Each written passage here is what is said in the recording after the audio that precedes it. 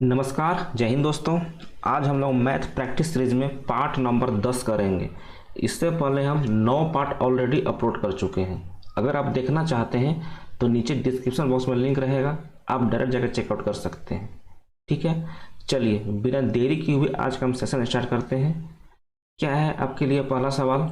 क्या है क्वेश्चन? वह बड़ी से बड़ी संख्या निकालना है जिसके द्वारा 1657 और 2037 को विभाजित करने पे शेष यानी रिमाइंडर क्रमशः 6 और 5 बचता है। यहाँ पे बड़ी से बड़ी संख्या दिया हुआ है, इसका मतलब क्या है? आपको एचसीएफ निकालना है यानी हाईएस्ट कॉमन फैक्टर निकालना है, यानी मौसा निकालना है, यानी महत्तम निकालना है। समझ गए? बड़ी से बड़ी संख्या दिया है। अगर यहाँ पे छोटी से छोटी संख्या देता ना तो आपको एलसीएम निकालना पड़ता, लोवेस्ट कॉमन फैक्टर यानी लॉसा निकालना पड़ता इसका। ठीक है, समझ में आएगा कि बड़ी से बड़ी देगा तो हम एचसीएफ निकालेंगे, छोटी से छोटी देगा तो हम एलसीएम निकालेंगे यानी लॉसा निकालेंगे। क्वेश्चन में दिया हुआ है कि 4 ऑप्शन दिए गए हैं। इस 4 ऑप्शन में से 1657 को अगर भाग करेंगे तो लास्ट में रिमाइंडर शेष 6 बचेगा। ठीक है, और इसी संख्या में से 2037 को भाग करेंगे तो लास्ट में शेष 5 बचेगा। हम मान लेते हैं कि वो संख्या x है। अगर हम 1657 में भाग करते हैं तो लास्ट में शेष 6 बचेगा, और यही सेम संख्या x है, x सेम संख्या है। अगर 2037 में इसको हम भाग करते हैं तो आपको लास्ट में 5 शेष बचता है, 5 रिमाइंडर बचता है। तो यही x का वैल्यू निकालना है कि x का वैल्यू इस चारों ऑप्शन में से कौन सा होगा। ठीक है, क्वेश्चन समझ गए कि कैसा क्वेश्चन है। चलिए इसका शॉर्ट ट्रिक हम क्या करेंगे, सबसे पहले 1657 में से ये 6 घटा दीजिए। 1657 में से 6 घटा दीजिए, कितना आएगा? 1651 आएगा। उसके बाद 2037 में से जो उसका शेषफल बच रहा था 5 ये घटा दीजिए, कितना आएगा? 2032। और इस दोनों में से फिर घटा दीजिए, 2032 में से 1651 घटा दीजिए, 2032 में से 1651 घटा दीजिए, कितना आएगा? ये आपका 1 आ जाएगा। 13 में से 5 8 19 381 यहाँ पे आया दोनों को घटाने के बाद। अब आप ऑप्शन में देखिए 381 इस 4 ऑप्शन में से किसका मल्टीपल है, किसका गुणज है? तो आप देख रहे हो 125 के पहाड़े में क्या 381 आता है? नहीं आता है। ऑप्शन नंबर ए खत्म, ऑप्शन नंबर बी भी खत्म, ऑप्शन नंबर सी भी खत्म। यानी एक ही ऑप्शन है 127 जिसके पहाड़े में 381 आएगा। ऐसा क्यों बोल रहे हैं हम कि लास्ट का टर्म देखिए 7 है, 7 में अगर हम 3 से गुना करेंगे तो 1 यहाँ से मिल जाएगा आपको। लेकिन 5 के पहाड़े में एक यूनिट डिजिट कभी भी नहीं आता है, 0 में 0 नहीं आता है, 0 यहाँ भी है, यहाँ भी नहीं आएगा। यानी 7 में अगर हम 3 से गुना कर दिए तो लास्ट का यूनिट डिजिट आपको 1 मिल जाएगा। देख लीजिए 127 से गुना कर लीजिए 3 में, कितना आएगा? 2 बचा यहाँ पे, 12 3 36 और 2 38 381 आपको मिल गया। यानी आपका वो नंबर 127 है। जब 1657 को हम भाग करेंगे किससे? 127 से, तो आपको 6 आपको रिमाइंडर बचेगा, 6 आपका शेष बचेगा। और 2037 में भाग करेंगे तो 5 आपका रिमाइंडर बचेगा, 5 आपका शेष बचेगा। समझ में आएगा क्वेश्चन ना? चलिए आगे नेक्स्ट सवाल कीजिए। इंपॉर्टेंट सवाल है, ध्यान से देखिएगा सवाल को। नीचे दिया गया एक वृत्त है जिसमें जीवा ए बी है। जीवा समझ रहे हैं ना? जीवा क्या होता है और व्यास क्या होता है? व्यास आपका डायमीटर होता है, यानी उसके जो सेंटर है सेंटर से ही पास होता है, उसको हम व्यास बोलते हैं। लेकिन जो जीवा है ये आपका सेंटर से पास नहीं होता है। मान लीजिए सेंटर यहाँ पे है तो ऐसे पास हो जाएगा, ऐसे चल जाएगा, इधर से चल जाएगा, इधर चल जाएगा। तो आपका जो जीवा होता है ये आपका सेंटर से पास नहीं होता है। जो सेंटर से पास हो गया समझिए वो आपका व्यास हो गया, आपका डायमीटर हो गया। ठीक है, चलिए जो आपका जीवा ए बी है को स्पर्श रेखा यानी टेंजेंट लाइन ये वाला जो वृत्त को छूते हुए जो रेखा पास होता है ना, उसको हम स्पर्श रेखा बोलते हैं या फिर टेंजेंट लाइन बोलते हैं।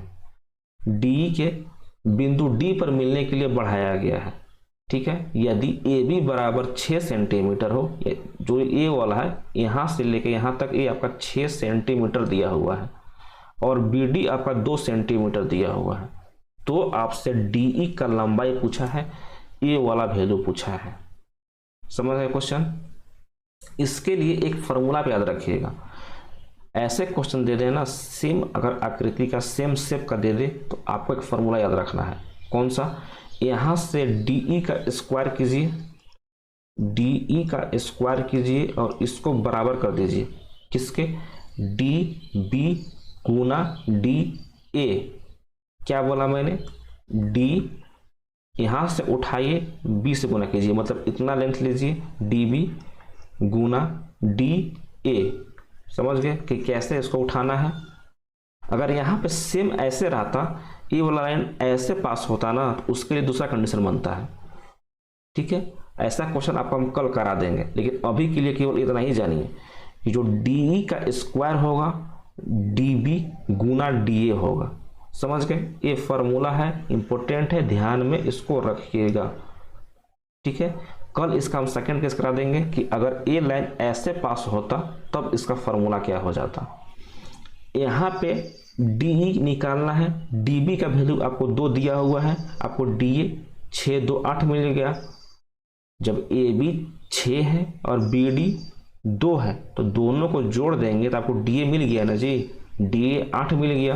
वैल्यू पुट कर दीजिए, डी बी 2 गुना डी ए 8, कितना मिला? 16। तो डी का स्क्वायर आपको 16 मिल गया। अगर ए स्क्वायर रूट इधर आएगा तो डी बराबर कितना मिल गया आपको? डी बराबर 4 सेंटीमीटर मिल गया। ऑप्शन नंबर बी इसका सही आंसर हो गया। अगर आपको फॉर्मूला याद है तो आप मात्र 2 सेकंड में इसका आंसर ला सकते थे, ठीक है। चलिए नेक्स्ट सवाल कीजिए। एक दिया गया आकृति है, समांतर चतुर्भुज है, पैरेललोग्राम है, तो इसका क्षेत्रफल निकालना है, एरिया निकालना है। ये आपका समांतर चतुर्भुज है ए बी सी डी, ठीक है। एक लंब दिया हुआ है, यहाँ पे देखिए ए वाला ए बी और ए पॉइंट हम मान लेते हैं ई पॉइंट दिया हुआ है। आप इस ट्रायंगल को देखिए, कैसा ट्रायंगल दिख रहा है आपको? ए बी और ई।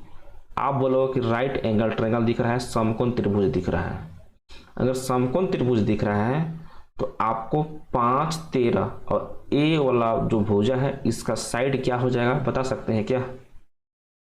राइट एंगल ट्रायंगल है, यानी समकोण त्रिभुज है, ठीक है। नीचे वाला साइड आपका 5 है, ए वाला साइज आपको निकालना है, कर्ण आपको 13 दिया हुआ है। आपको ट्रिपलेट याद नहीं है क्या? 5 12 13 कल भी बताए थे कि ट्रिपलेट आप याद कर लीजिए, आपको बहुत फायदा करेगा, ठीक है। 3 4 5 का ट्रिपलेट याद कर सकते हैं। 8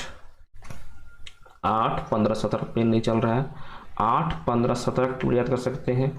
7 24 25 का याद कर सकते हैं। 7 24 25 का याद कर सकते हैं।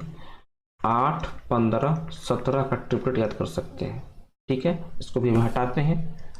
चलिए तो इसको हम कितना लिख सकते हैं? 5 12 13, ये मेरा 12 हो जाएगा, यानी ए वाला जो लाइन खड़ा है परपेंडिकुलर, ये आपका कितना हो जाएगा? 12 हो जाएगा। इसका एरिया क्या हो जाएगा? पैरेललोग्राम का। पैरेललोग्राम का एरिया होता है, एरिया बराबर इसका जो लंब है गुना आधार, ए वाला पूरा का पूरा आधार यानी बेस, यानी लंब गुना आधार।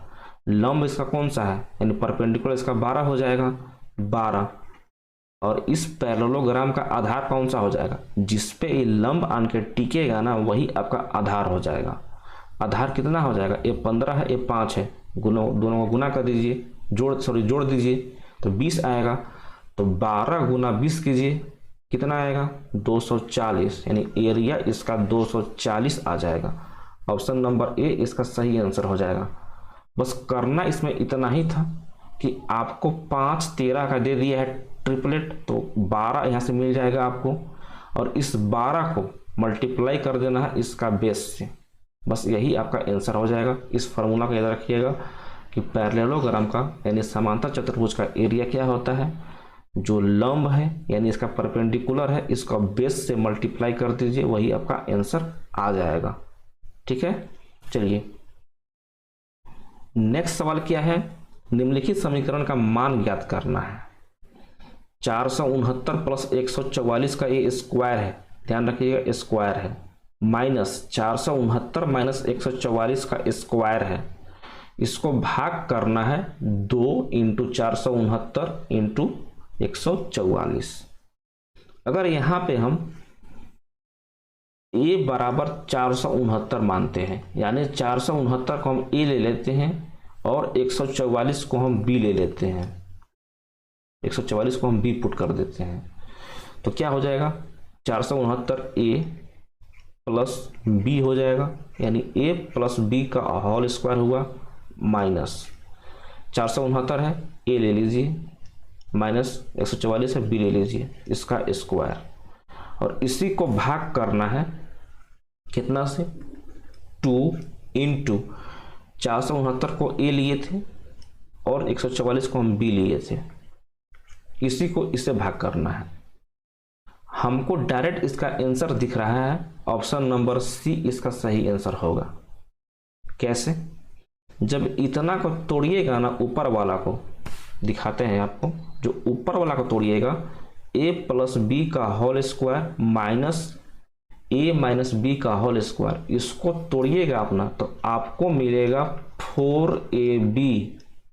इस 4ab को 2ab से भाग कीजिएगा तो ab से ab चल जाएगा और 2 और 4 यानी टोटल मिलाकर 2 बच गया। ऑप्शन नंबर सी इसका सही आंसर होगा। अब हम a प्लस बी का square minus a minus b का होल स्क्वायर बराबर 4ab कैसे डायरेक्ट हम कर दिए आपको हम बता देते हैं। आप सीधे याद रखिएगा कि दोनों का स्क्वायर का बीच में माइनस है तो 4ab इसका आता है, बस इतना को ध्यान में रखना है, आपका डायरेक्ट आंसर आएगा। अगर नहीं भी याद है तो आप निकालिए इसका। अगर a प्लस बी का होल स्क्वायर हम करते हैं, इसको तोड़ते हैं तो कितना आएगा, इतना देखिए, बस इतना पोर्शन को देखिएगा जितना हम घेरा किए हुए हैं, इसको तोड़िए, a square plus b square plus 2ab, यही तो आएगा a प्लस बी का होल स्क्वायर, माइनस है माइनस लगा दीजिए। यहाँ से a माइनस बी का होल स्क्वायर तोड़िए इसको, तो a square plus b square minus 2ab, यही ना होता है a माइनस बी का होल स्क्वायर। अब इसको तोड़िए फिर से, ये बचेगा a square a b square plus 2ab, ये माइनस का साइन माइनस हो जाएगा, माइनस का a स्क्वायर माइनस का b स्क्वायर और माइनस प्लस हो जाएगा तो प्लस 2ab हो जाएगा। a माइनस का a स्क्वायर प्लस का a स्क्वायर प्लस का b स्क्वायर माइनस का b स्क्वायर कट जाएगा, यहाँ से 2ab यहाँ से 2ab कितना बचा 4ab बचा। इस 4ab को जो हम बताए थे, इसी 4ab को 2ab से भाग कर दीजिए, कितना बचेगा ab से ab 2 से 4 2 बार में चला जाएगा। ऑप्शन नंबर सी इसका सही आंसर हो जाएगा। ठीक है, समझ में आएगा कैसे करना है, सब फार्मूला बेस्ड है। आपका वैल्यू यहाँ पे कुछ भी दे सकता है, उससे आपको मेन मायने नहीं रखता है। अगर आपको फार्मूला याद है, सबसे पहले इसको किस फॉर्म में क्वेश्चन दिया हुआ है ना, क्वेश्चन को पहले तोड़ना सीख लीजिए कि कौन से फॉर्म में क्वेश्चन को दिया हुआ है हमें। तो आपका क्वेश्चन इस फॉर्म में दिया हुआ है, अगर आपको इसका फार्मूला पता है तो आप आसानी से इसका आंसर 2 मार्क के आगे बढ़ सकते थे। यहाँ पे सेम क्वेश्चन ऐसा भी कर सकता है, बीच में यहाँ प्लस दे देगा, तब यहाँ पे कुछ और हो सकता है, बीच में प्लस दे देगा तो कुछ और वैल्यू हो सकता है। वहाँ पे क्या होगा, उम्मीद कीजिए कि अगर यहाँ पे प्लस रहता, यानी यहाँ पे प्लस कर देंगे तो वैल्यू क्या हो जाएगा, तब वैल्यू आपका 2ab कट जाएगा यहाँ से, और आपका 2a square plus b square ऊपर बचता और नीचे में 2ab a वाला बचता। समझ में आएगा ना कि हम क्या कर रहे हैं, बस वही है, करके देखिएगा, इतना ही बचेगा अगर यहाँ पे प्लस रहता तो। ठीक है, चलिए आगे चलते हैं। एक आयत है, एक रेक्टेंगल है, जिसका लंबाई और चौड़ाई का रेशियो दिया हुआ है 3:1। लंबाई 3x मान लेते हैं, मान लीजिए ये लंबाई है, इसको हम 3x ले लेते हैं, तो इसका चौड़ाई x होगा। ठीक है, यदि इसका परिमाप यानी पेरीमीटर 96 मीटर दिया हुआ है तो इसका लंबाई निकालना है। लंबाई इसका 3x है, यानी जो लंबाई होगा 3 के मल्टीपल में ही होगा। समझ में आया हम क्या बोल रहे हैं? डायरेक्ट आप आंसर निकाल सकते हैं क्वेश्चन को बिना बनाए। अगर ऑप्शन में यहाँ पे देखिए 48, 24, 36 और 12 सभी के सभी आपका 3 का मल्टीपल में है, 3 का गुणज में है, तो आप यहाँ से डायरेक्ट नहीं बता सकते हैं। ऑप्शन में अगर एक ही ऑप्शन में रहता, कोई 3 का मल्टीपल रहता, तो आप डायरेक्ट आंसर मार के निकल सकते थे। लेकिन आपको जितना भी चारों का चारों ऑप्शन 3 का गुणज है, तो अब आपको क्वेश्चन बनाना पड़ेगा। क्या करेंगे? इसका पेरीमीटर है, सबसे पहले बता दीजिए आयत का परिमाप क्या होता है, रेक्टेंगल का पेरीमीटर का फॉर्मूला क्या होता है। तो रेक्टेंगल का पेरीमीटर, पहले पेरीमीटर क्या होता है, परिमाप बता दीजिए। परिमाप क्या होता है? इसका चारों साइड को जोड़ दीजिए, वही आपका परिमाप होता है। आयत के चारों साइड को जोड़ दीजिए, उसका परिमाप होता है, उसका पेरीमीटर होता है। समझ गए? तो इसका पेरीमीटर 2 गुना लंबाई प्लस चौड़ाई होता है, यानी 2 लंबाई होगा 2 चौड़ाई होगा, यही तो इसका पेरीमीटर होगा। ये बराबर दिया हुआ है 96 मीटर के। आप लंबाई को 3x माने हैं, चौड़ाई को x माने हैं, यहाँ रख दीजिए। तो 2 × 3x प्लस x कितना हो जाएगा? 4x हो जाएगा, बराबर 96 होगा। ये 4 दूना 8 होगा, 8 को 96 से हम काटेंगे तो कितना बार में कटेगा? 12 बार में, यानी x बराबर यहाँ से आपको 12 मिला।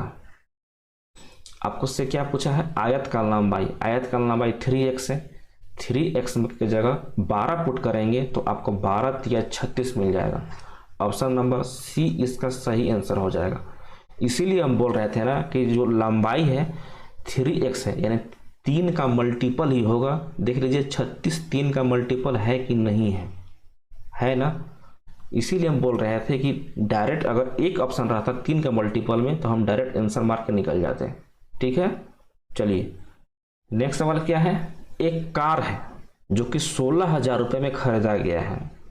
इसका मूल्य 10% प्रति वर्ष के हिसाब से कम हो जाता है, तो 2 साल बाद इसका मूल्य क्या होगा आपको बताना है। 16,000 रुपये में खरीदा गया था और 10% के रेट से उस कार का दाम कम हो रहा है। कार स्टार्टिंग में खरीदे हैं तो जैसे जैसे कार पुराना होते जाता है उसका वैल्यू गिरता है कि बढ़ता है? उसका वैल्यू गिरते जाता है। तो क्वेश्चन में दिया हुआ है कि 10% के रेट से उसका वैल्यू गिर रहा है, तो 2 साल बाद उसी कार का जो कि 16,000 रुपये में खरीदा गया था उसका मूल्य क्या होगा आपको बताना है। यहाँ पे वैल्यू 10% गिर रहा है तो इसको हम परसेंटेज में फ्रैक्शन में किससे तोड़ेंगे? 10% में फ्रैक्शन में 1/10 कर देंगे।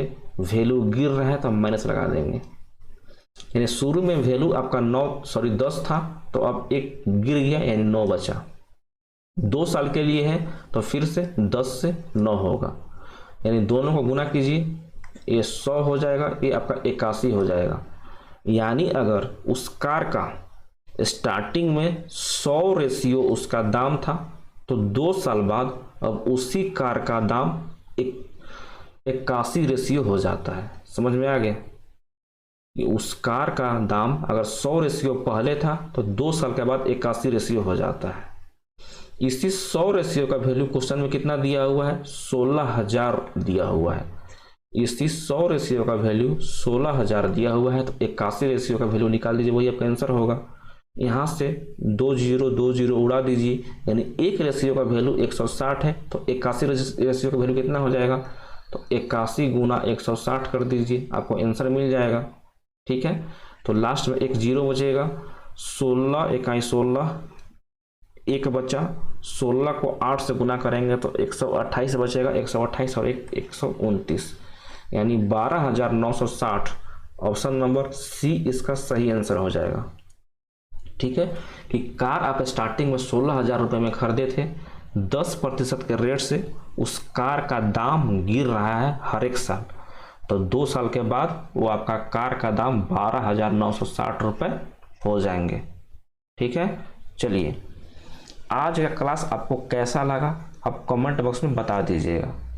ठीक है, अगर वीडियो पसंद आया होगा तो वीडियो को लाइक भी कर दीजिएगा। फर्स्ट टाइम चैनल पे आए होंगे तो चैनल को सब्सक्राइब भी कर लीजिएगा।